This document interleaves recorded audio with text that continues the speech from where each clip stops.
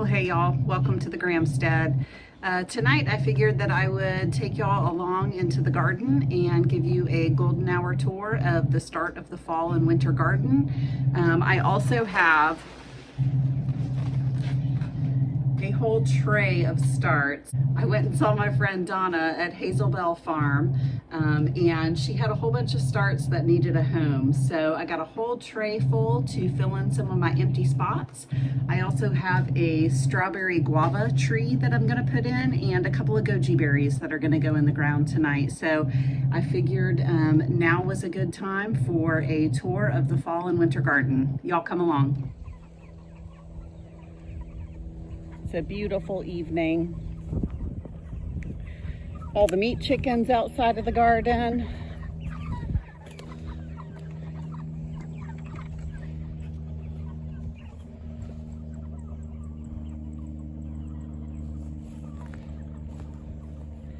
Probably my favorite addition this year has been my papaya trees. They have grown really well. I think they really like the spot that they got put in.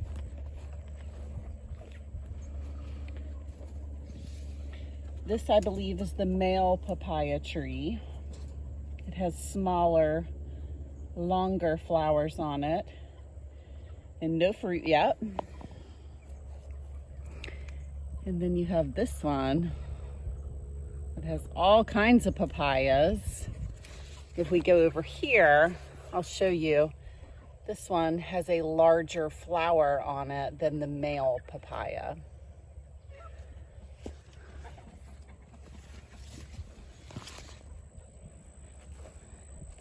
I've got some empty space here. I just said that the papayas were my favorite, but I actually think that the roselle might be my favorite. My favorite new thing anyway.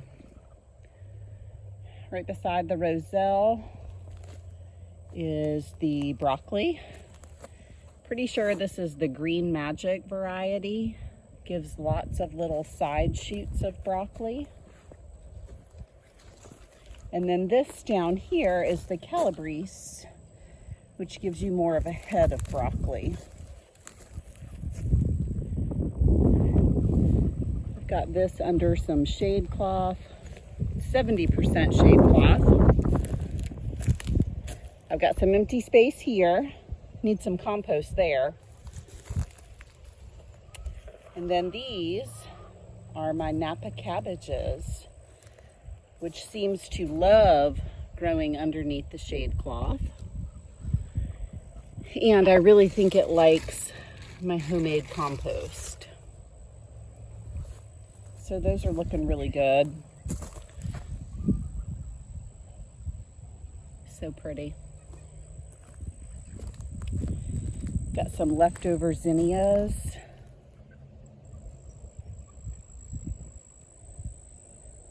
Beautiful sunset.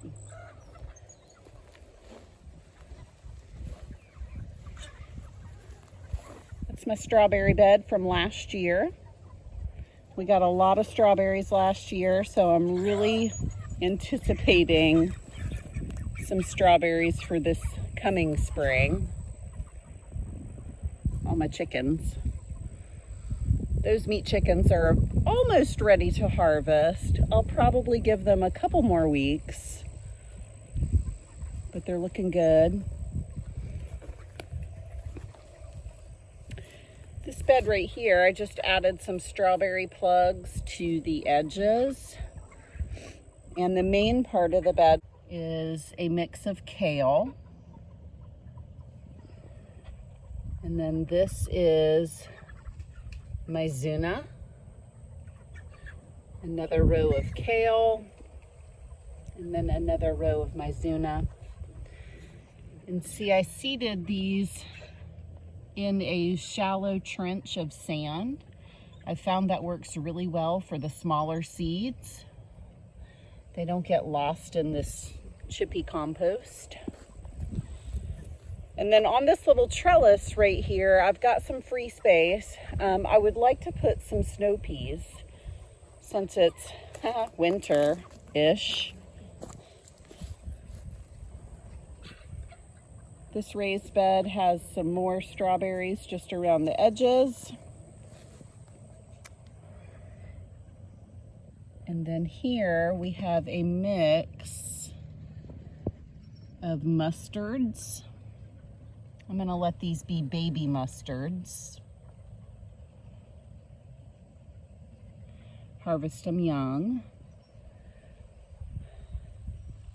And then over here we've got some arugula seeds that have sprouted.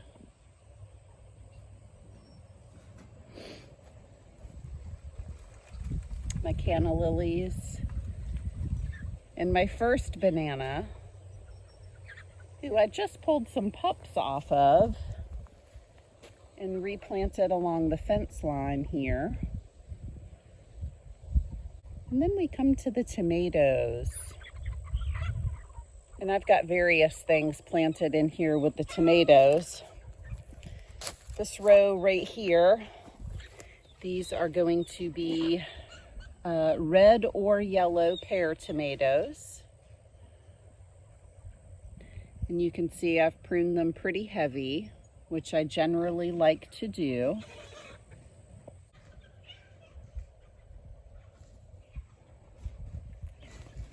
Tomatoes are looking great. Last winter, I had a really nice crop of tomatoes, so I'm hoping for the same this year. And then in between my tomatoes, I'm actually growing some bok choy.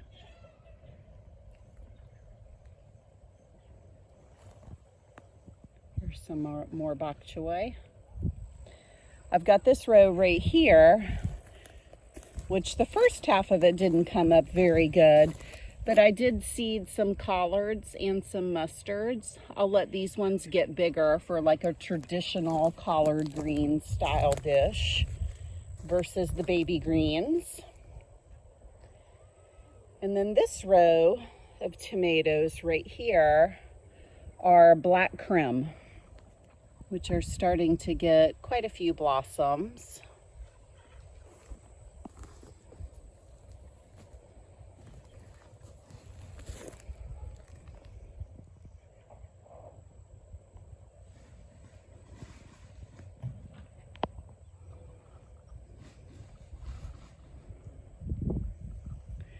And then in between these tomatoes, let's see if we can see them here. Oh, right there, right there, carrot sprouts.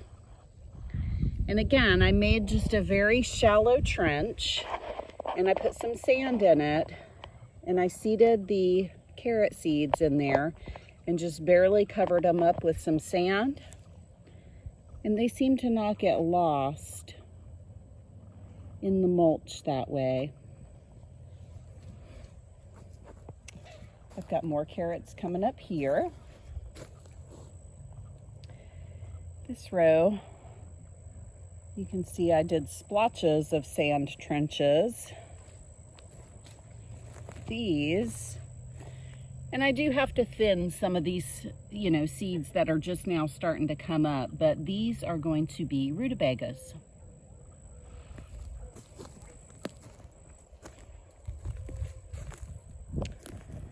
Got another row of tomatoes. These are black creme. And they actually have some fruit starting to set. Right there. And there's a couple little ones on there. And I also, in between the black creme, again, I seeded carrots. And you can see I've got some little sprouts coming up.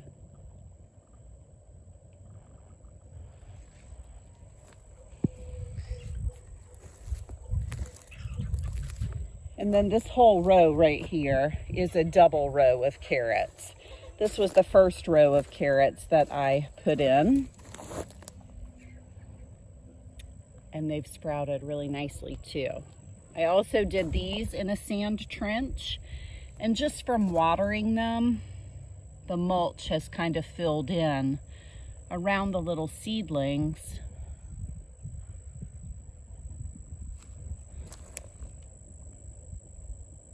carrots. So I've got some empty places that I'm gonna put these starts into. My friend gave me these. I've got some arugula here. I think there's some cabbage, some kohlrabi. So I'm gonna fill in some empty spots with these. This is about all I've got left of my homemade compost. And this was at the bottom of the barrel, so it is a little chippy.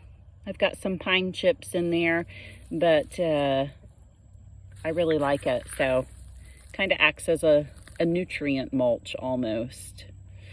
So I've got that left. I'm gonna get these starts in the ground. And this is my swamp water. I wanna tell you all about my swamp water. This right here, that's my swamp water. It is a new addition to my garden.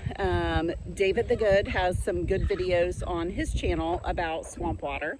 Originally, when I started this bucket, it was a mix of a bunch of different things. I had chicken manure in there, chicken blood. What else did I put in there? Oh yeah, I had Seminole pumpkin vines. I had a ton of Seminole pumpkin vines that went in there. Also some tomato plants from the spring garden that were spent. And so really anything that's just chop and drop. I put some leaves in there and basically just filled this up to the top. It sat for about at least 2 to 3 months before I finally used it. I did strain it. I have some shade cloth right here. It's 70% shade cloth. Basically, I folded that into quarters and strained the swamp water through the shade cloth. That way, if there was any seeds in there, it also filters out little particles that will clog up my watering can. So once I got it all filtered, I was able to use it as a foliar spray.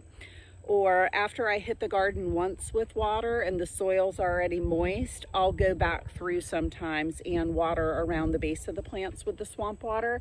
And it has really kept everything nice and green. So it's not real high. I did test it. It's not real high in nitrogen, but it is supposed to have a lot of like the minerals and nutrients because you have to remember, you know, I put tomato clippings in it, for instance. All of those leaves, they've been harvesting energy from the sun. They've been harvesting nutrients from the ground.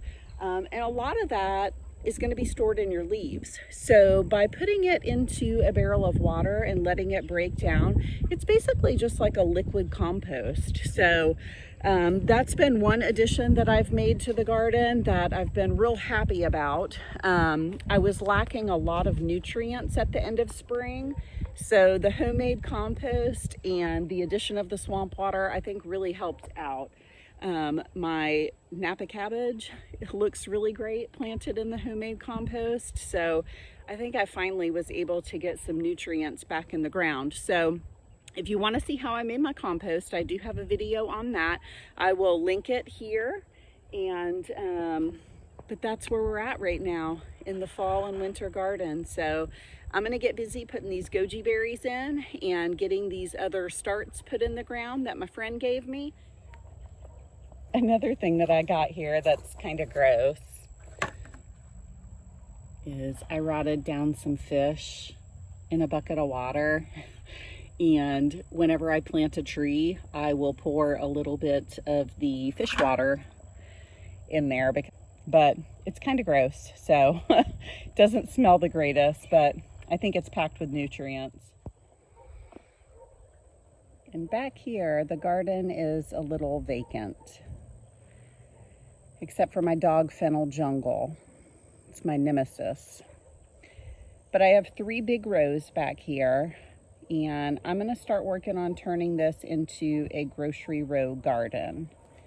I've already got my first fig, and I believe that this is a closed eye fig, meaning that the end is closed up, it's not open. Apparently the open eye figs don't do as good in Florida because of the bugs.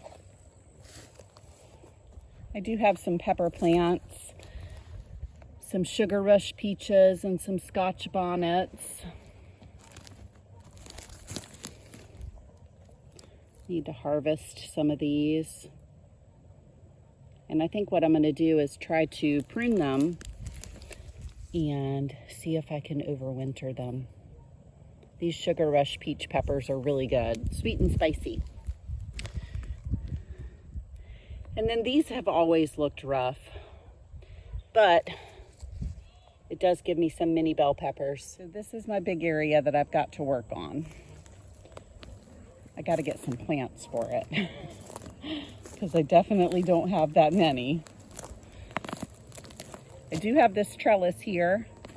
I am going to go ahead and plant these goji berries, one at each end.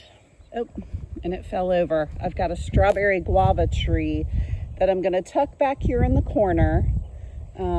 It'll get full sun back here, but I think that they can get a little big and unruly, so I wanted to kind of tuck it back and not have it in the main part of the garden.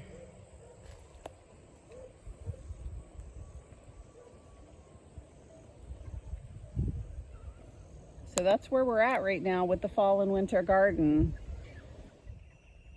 Don't forget to like and subscribe, and also you can check us out on the American FarmSteadHers podcast. It's on all the major podcasting channels. It is myself and my friend Donna from Hazel Bell Farm, who you should also check out on YouTube and like and subscribe. But if you want to hear us chat about all things homesteading and farming like a girl, check us out, American FarmSteadHers podcast. Thanks, y'all.